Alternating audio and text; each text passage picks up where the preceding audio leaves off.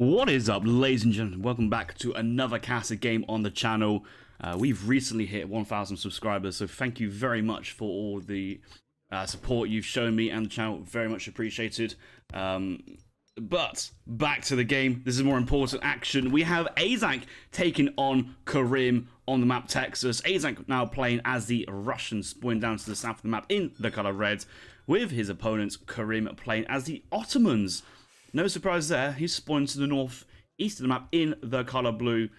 And I've seen Aiz try to play Russia over and over and over and over and over again on his streams on the ladder, and it's really not working. He's been trying to do some advanced church into counter goon play with the upgraded dragoons that the Russians have access to from the advanced church, and sometimes it works, sometimes it doesn't. And when, let's say, it's Aiz versus Revnak, you just kind of look and you're thinking, just stop trying. It just doesn't work. It's not for a lack of Aiz trying, it's not for a lack of Aiz creativity, but it's just Russia's just they kind of lack tempo around that middle, like really early age 3 if they go for an FF. Their late age 2 takes a long time to kind of develop with all the cards being scented. It's kind of in an awkward position, Russia, I would say. Like, at the top level, it's not a good civ. At the lower level, mid-level, everyone would say it's broken, it's too strong with the Russian.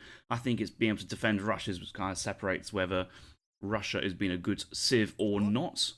But that's kind of like where the civ is at the moment. Ottoman, you know, at the low level and high level, is an insane civ. So Aiz got his work cut out for this game. Kerimb playing his Silk Road build order here, going Silk Road card number 1.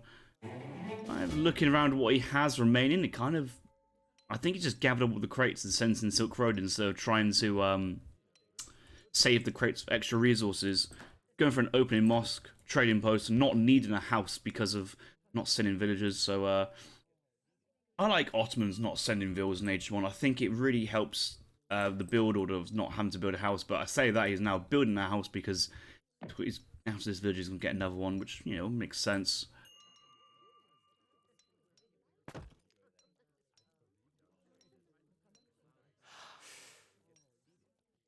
Explorer does move in from Kerimb onto the southern side. Does scouts the market. I mean, well, not yet, but I mean, scouts in the market doesn't mean too much. What Kerimb really wants to try and do is see if there's any fields forward. Either place a blockhouse in this position or blockhouse there. That's probably the most standard way of Russia playing. But there's kind of been I feel like there's been a little bit of a shift away from like Russia going like a full-on aggression in like just games in general. I have noticed that, let's say your Aizak's point of view, I don't think he has, so he does have the card in deck, but the Surah of Reforms, which converts your strats into musketeers, I think is one of the stronger strats that Russia has. Also, the I think it's I'm Turk's build, 700 gold into 5 Cossack, 4 Cossack, make lots of musks, maybe make a help batch as well on the 700 gold.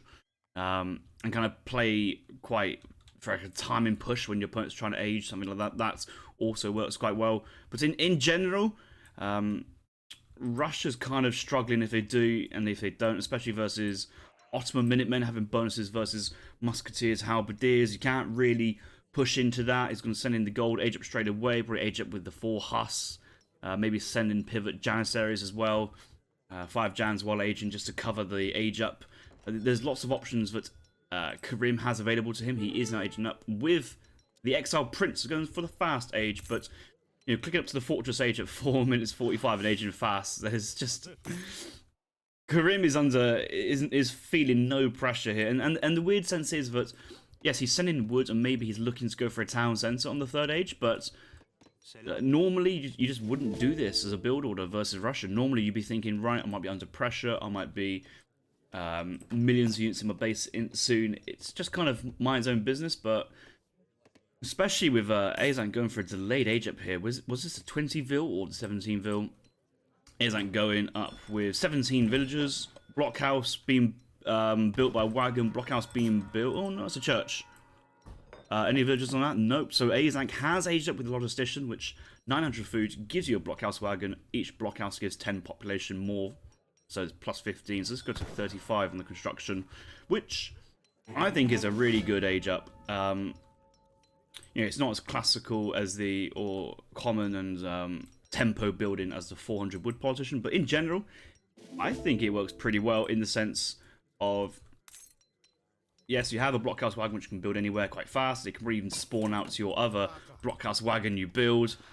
But the population, it makes the actual barracks cost like 100 wood, because you get 150 wood worth of housing population from it as well. So makes making blockhouses actually relatively cheap. You just stop building normal houses, you just build blockhouses, and it just kind of works out really, really nicely there for Russia. So the problem is, Kerimb is in the 3rd age now. He does have town centre built by Explorer, town centre being built by villagers. Notice how slow the town centre builds with 8 villagers on it now. Villagers having a negative build speed on the Ottoman town centre. It's very specific to the Ottoman villager, which I understand why. It's just a bit confusing that apparently these villagers can't build town centres as well compared to normal town centres, which is, you know, a really bit of a iffy thing to try and understand.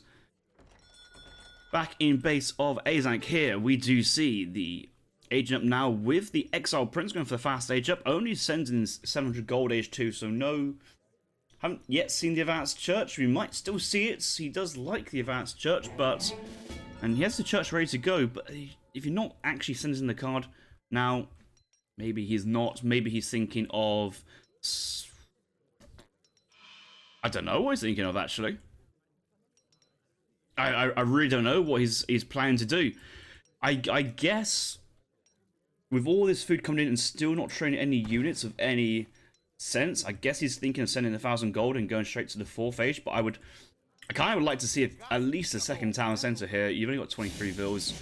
You train batches of 3 in the same time it takes. Oh, my game does not like Aiz aging up here at all. I don't think it's a tactical pause. Sometimes the age ups are a bit suspect, a little minor freeze afterwards. So yeah, 1,000 gold, 1,000 wood.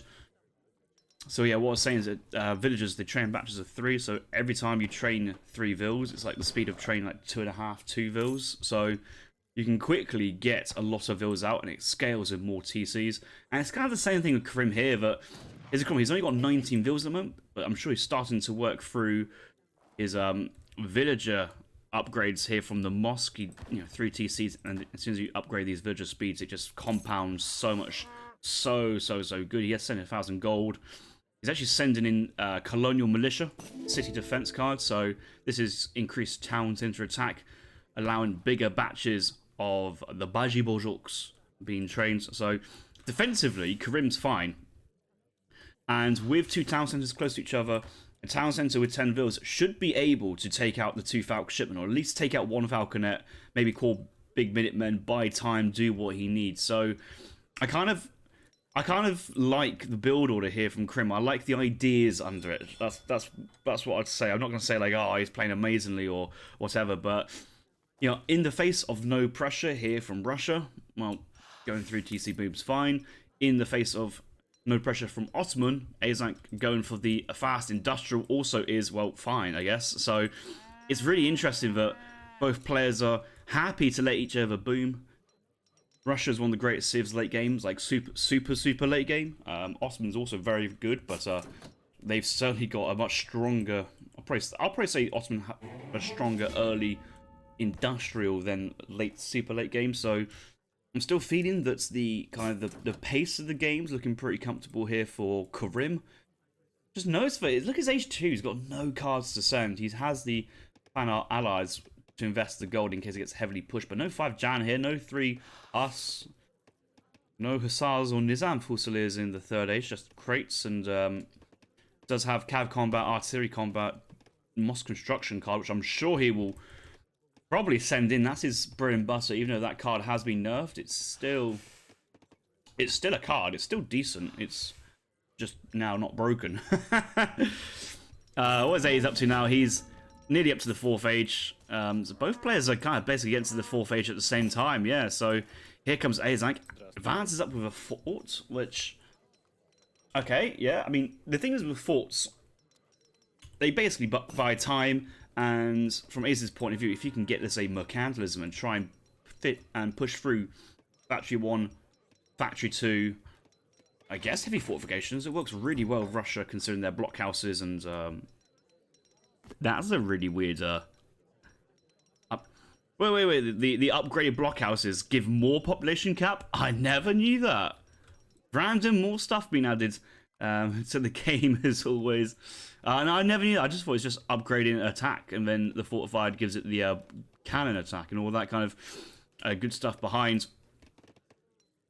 So kind of Aiz from here, he's only got 26 vills, so he needs another town centre to do something. Or, oh, he's not, is he? He's not planning a little cheeky revolt.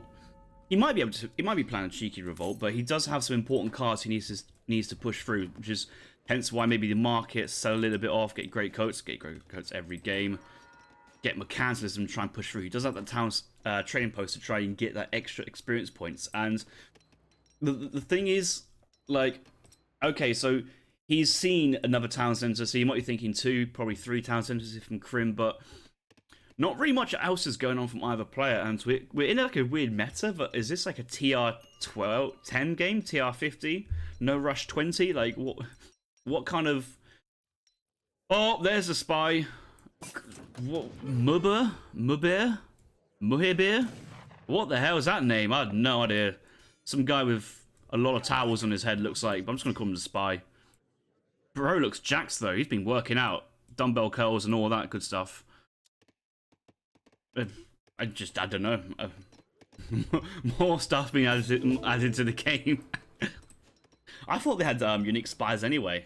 Anyway, factory wagon comes down, double factory. He's like revolting. He's revolting with Finland. Hey, so he's got Karelian Jaegers, 32 of them. He does have ability to train more Jaegers. Jaegers can gather wood from trees at the same rate as a villager, it seems. I'm looking at this and my god, thankfully I'm spectating this live because I can actually see the advanced tooltips here, which are all like the other stuff. So I get to see ideas. He does have the ability to build torps, which, okay, so we noticed that Aiz wasn't really pushing hard on his resources. He wasn't gathering too much. He used the gold to age up, so most of these mines still have quite a bit of gold income, and the fact that he can build all his torps, I mean, this is a sad torp, but I will forgive Aiz for slamming down all his stuff pretty quickly. These are not upgraded, though. These are base torps from Sweden. So, I mean, the population, he's already at max. He's got max population from the fortified blockhouse and the torp. So, total housing population is probably up to around about 400 here for Aiz. He has gone over the top. Yeah, he aged up. I think the Revolt gives him like 4 blockhouse wagons. He's now sending in 4 blockhouse wagons again and a fort wagon. So my god, there's a lot of stuff going on here. Other cards here. That's known. That's just blockhouse HP. Oh, 100% blockhouse HP. My god. Oh no, it's 50%. 50%. Blockhouse cannon.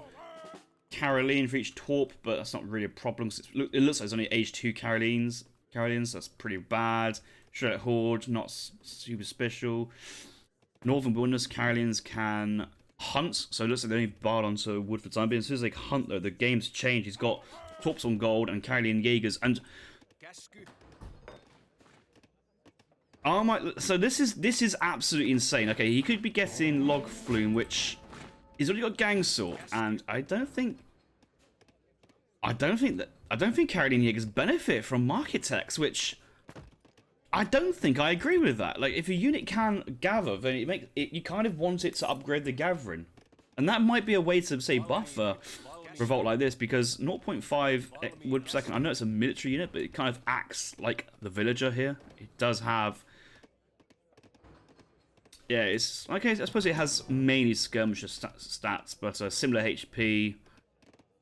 Yeah, I'm mixed on that.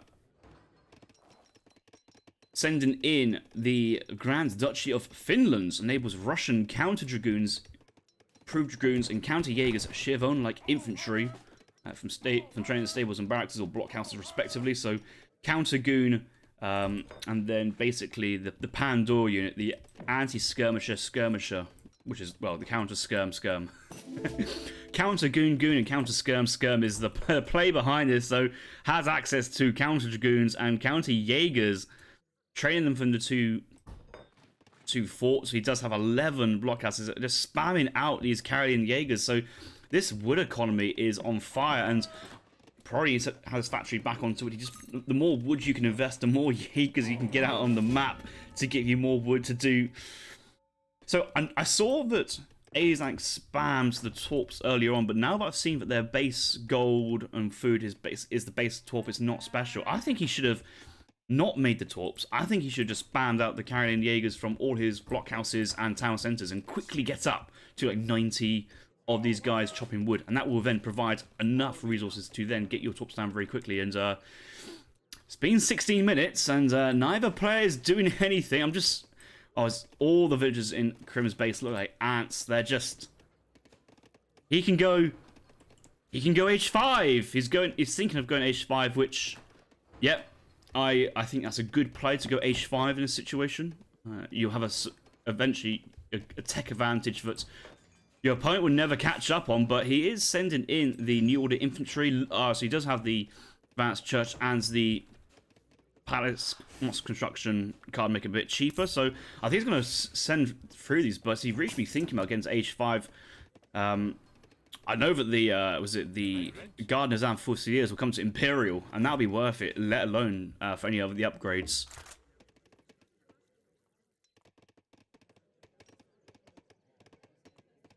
So score lead is still for Aiz, but I think it's just inflated in terms of the buildings he has, the technology, all the fortified blockhouses and all the other advanced upgrades that card provides. Kerimb is just looking pretty steady here. There's nothing to suggest he's having any trouble. He's sending 2 bombards as well.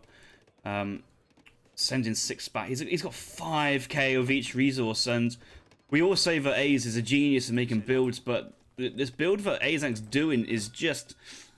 It's just not... It just doesn't feel like it's the same tier of income and whatever, and these blockhouses need to be forward. They need to be really annoying your opponent, get them on there, and that will be step 1. He's now sending in...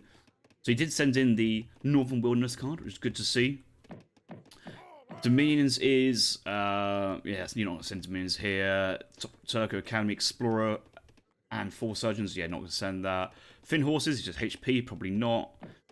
Savalax Jaegers, 6 Jaegers, upgrades all Jaegers into Savalax Jaegers and allow you to train them from your barracks. Savalax Jaegers and more HP. Okay, so these are actual Jaegers, not your villager Jaegers, but I think they then cost like 100 wood, 100 gold, or like 100 food, 100 wood. Maybe it's a pure wood, I don't know. Partial cost wood to recruit. Black Breezes in. All houses, block houses, and top spawn 1 tree. It's not as good as the Swedish card. Oh, counter goons going in. They do see a lot of howitzers here from Kerimb. I assume Kerimb is going for... Oh, he's revolting! What the hell? Kerimb had resources, time, and space to go to the Imperial Age, and has chosen to revolt with the Barbary warriors. And this is not really like... It's not really the revolt you want to see after all the Barbary nerfs that came in the sense of is no longer boosted by the improved outlaw from the church. So we've got a double revolt on our hands behind this. Kerimb sending in back-to-back Corsair marksman upgrades. He probably should be sending outlaw combats as a high priority here, because his entire army is now classed as... No. This is shit. Okay, Corsair Marksmen are classed as outlaws, but Barbary Warriors are no longer. And the reason behind that is because of a massive Turk in the church making this revolt really broken. But the problem is, like, at the moment, he's just got some really poor heavy infantry versus a revolt, which gives all your units skirmisher style attacks and will melt through the Barbary units. I've got to say that we joke about Kerimb being a bot and kind of not necessarily thinking through his actions, and I think this might be a classic case of Kerimb just embarrassed himself in terms of tactical and strategic thinking here, because the Imperial was on the cards. Could have got Imperial Jaeger, no, Fusiliers, Imperial Spahis, was nearly up to a 99 vil economy. Life was just looking good here for Kerimb, and he still has resources to... Oh, don't tell me he's got nothing to spend it on. He's got... Kerimb's got nothing to spend his resources on. Oh, no. He's got 8k resources in the bank, but he can't spend anything. Yes, he can train Bosniaks, he can train batches of Barbary warriors. They don't need to spend the gold on it. I guess he could train artillery still, so he does have stuff coming in behind, but the thing from Azank is, yeah, he's got a huge economy. He's just basically spamming all his vills on... Oh, he's got 86 Kalian Jaegers on the front line fighting his main fight, and the Imperial counter-goons was researched in the end. I think that allows the tech to be obtainable and cheaper, so Imperial goons got many skirmishes coming in, and Kerimb, who... Why has he done this? Has Kerimb thought he's like enlightened to the next stage of thinking, but this is kind of backfired, and just the entire army, the Corsair marksmen, they're 95 HP. Okay, yes, they have a long range, 20 range, 40% melee resist, but they're just... A 95 HP skirmisher in the Revolution is not what you want, and I kind of want to say that units change over time, but more fortified blockhouses are coming down just to secure the position, protect any more units come behind. Azank now going for Stralit Horde. How many blockhouses will produce the Strelets? This is the question, and oh, it's all of them. All of them are going to produce some Strelets. And these are Azank units, the Imperial counter goons coming out, and I've got to say I'm glad I've watched this game for the memes, the entertainment, the understanding of Finland, but that's cute. I mean, it's not like the blockhouses gather the trees, do they? No, they don't. The Torps do, but it's just not the same power as the Sweden late game wood card, and yeah, it's just a bad card. I think maybe Azank's just trying to find out here what works, what doesn't work.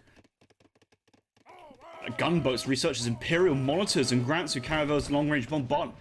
Oh, you could actually build a dock behind this and actually train in monitors. I mean, there's no shipment point. You can still train in the monitors, so that could be an interesting play. And Savlux Jaeger's likely to be the next card behind this, but here comes... Well, there's 50 Strats on the floor already, but likely to be more.